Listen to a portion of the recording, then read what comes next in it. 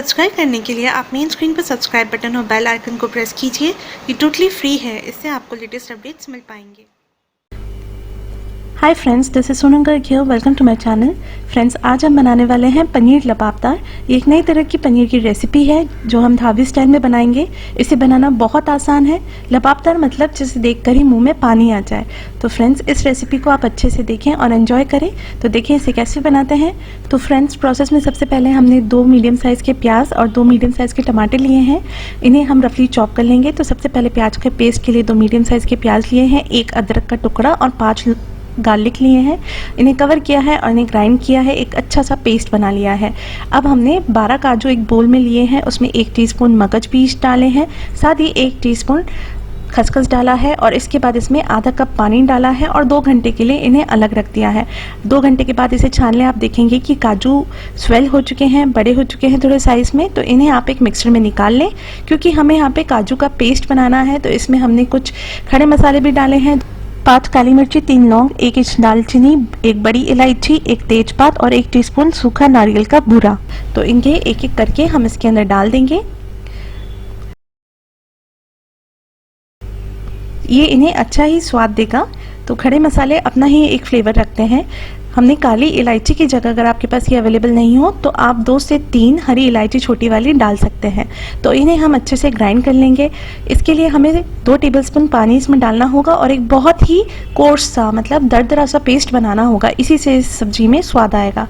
अब हम टमाटर का पेस्ट बनाएंगे, जिसके लिए हमने वही 2 टमाटरों को रफली चॉप कर लिया है और इसके अंदर हमने 3 कश्मीरी रेड चिली डाली है, ताकि इसके अंदर अच्छे से कलर आ सके। क्योंकि कई बार होता ये है टमाटर में कलर नहीं होता है, इसका भी ग्राइंड करके फाइन पेस्ट बना ले।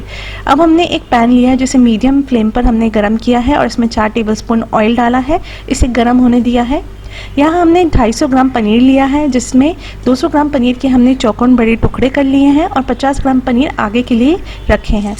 तो फ्रेंड्स, इसे हमें फ्राई करना है, इन्हें गोल्डन ब्राउन करना है दोनों तरफ से। तो आप इन्हें पलट कर अच्छे से रोस्ट कर लीजिए। ये भी हम मीडियम फ्लेम पर ही करेंगे। देखिए इस तरीके से इनका कलर आने लगा है, तो आपको थोड़ा पलट कर इसे करना पड़ेगा। तो देखिए इनका कलर अच्छे से आ चुका है। तो अब हम इन्हें बाहर निकाल लेंगे। अब आप इसे गर्म पानी में डालकर अलग रख दें, इससे आपके पनीर और मुलायम हो जाएंगे। सब्जी का स्वाद बढ़ाने के लिए बचे हुए तेल में हमने 1 टीस्पून बटर डाला है और इसे हमने गरम किया है मीडियम फ्लेम पर। इसमें 1 तेजपात, 1 इंच दालचीनी, 2 काली मिर्ची, 2 लौंग और साथ में 1 टीस्पून शाहजीरा डाला है। इसे भून लिया है 10 सेकंड के लिए। शाहजीरे से बहुत अच्छा फ्लेवर आता है ढाबे में। और इसके अंदर हमने 2 टेबलस्पून बहुत बारीक कटा हुआ प्याज डाला है। जब ये सिक जाता है तो इसका जो स्वाद आता है वो बहुत ही अलग अच्छा आता है।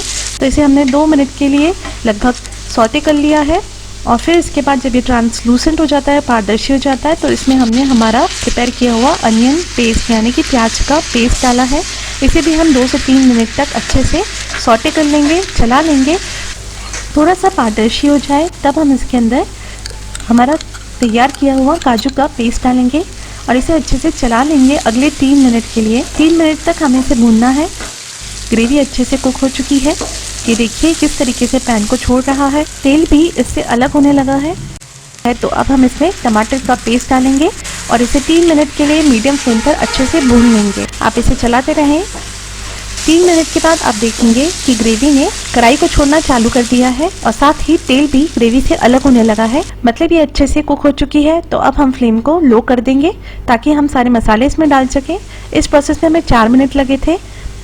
सबसे पहले हमने 1 टीस्पून नमक, आधा टीस्पून हल्दी, आधा टीस्पून धनिया पाउडर, आधा टीस्पून गरम मसाला और साथ ही 1/4 टीस्पून जायफल का पाउडर डाला है। ये एक खड़ा मसाला होता है जिसका स्वाद अच्छा आता है। 1 टीस्पून टमाटो सॉस डाला है और इसके साथ ही सारी चीज़ों को अच्छे से मिला लिया है। चूँकि हमें इन मसालों को भी पकाना है तो इन्हें हमने 2 मिनट के लिए हाई फ्लेम पर या मीडियम फ्लेम पर अच्छे से रोस्ट कर लिया है। 2 मिनट के बाद आप देखेंगे तेल फिर से अलग होने लगा है और ग्रेवी एक साथ आने लगी है, कढ़ाई को छोड़ने लगी है। तो अब आधा कप दूध इसमें डालें और साथ ही आधा कप पानी डालें ताकि इनकी कंसिस्टेंसी थोड़ी अच्छी हो जाए। और अब हम इसे लो फ्लेम पर 5 मिनट के लिए सिमर करेंगे। तो इसके लिए आप इसे ढक दें, इससे ग्रेवी का स्वाद और बढ़ जाता है। तो अनकवर करके 5 मिनट के बाद आप इसे फिर से चला लें। अब ग्रेवी को कलर और स्वाद देने के लिए डालें 1 teaspoon Kashmiri red chilli powder, जो तीखा कम होता है पर कलर बहुत अच्छा देता है। इसके बाद हम इसे और स्वाद को बढ़ाने के लिए आधा टीस्पून कसूरी मेथी हाथों के बीच में क्रश कर इसमें डालेंगे। इन्हें अच्छे से मिला लें और स्वाद अनुसार थोड़ा सा नमक मैं इसमें आधा टीस्पून के बराबर ऐड कर रही हूँ। 1/4 कप मैंने इसमें फ्रेश घर की बनी हुई मलाई डाली है, जिसे मैंने अच्छे से फेंट लिया है। अगर ये ना हो तो आप 1/4 कप अमूल फ्रेश क्रीम भी इसमें डाल सकते हैं। इसे अच्छे से मिला लिया है और अब इसमें 1/4 कप पनीर के बड़े बड़े लच्छे डाले हैं। तो इसके लिए आप मोटे ग्रेटर का ही इस्तेमाल करें, क्योंकि पतले ग्रेटर से अगर आपने इसे करा तो पनीर के जो स्ट्रेंथ्स है वो बहुत जल्दी सब्जी में मिल जाते हैं और दिखाई नहीं देते हैं। गार्निशिंग के लिए बहुत बारीक कटा हुआ हरा धनिया इसमें डालें, लगभग 1/4 कप। अब एक बहुत छोटा सा बटर का क्यूब, लगभग आधे टीस्पून के बराबर, और फिर अब जो हमने पहले से फ्राई कर रखे थे पनीर के पीसेस वो इसमें ऐड करेंगे। तो फ्रेंड्स, इस तरीके से तैयार है हमारी डिलीशियस और बहुत ही टेस्टी ढाबे स्टाइल पनीर लबाबदार की रेसिपी। तो फ्रेंड्स, होप आपको ये वीडियो पसंद आया होगा, और अगर ऐसा है तो प्लीज़ इसे लाइक, शेयर और सब्सक्राइब कीजिए और अपने कमेंट्स कमेंट सेक्शन में देना न भूलें। Thanks for watching the video.